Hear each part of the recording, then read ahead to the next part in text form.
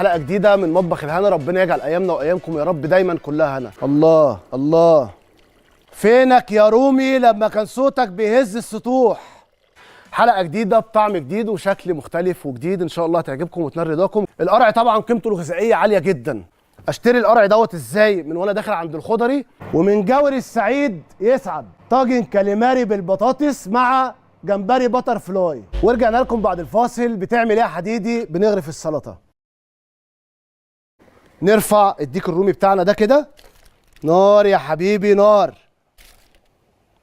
نبتدي نزوق بيهم كده، وانزل بالحديد على الحديد وهو سخن. لازم تعملي لها صدمه اهو. ممكن اضيف اي نوع من انواع الخضار في الطاجن دوت. ممكن احط بسله، ممكن احط فاصوليا، ممكن احط اي نوع من انواع الخضار في الطاجن بتاع الفريك ده. حذاري تحط على الديك الرومي وانت بتدخليه روسته في الفرن ميه ساقعه. وانا عايز الفريك دوت من الاخر كده يفتح عينيه على التوابل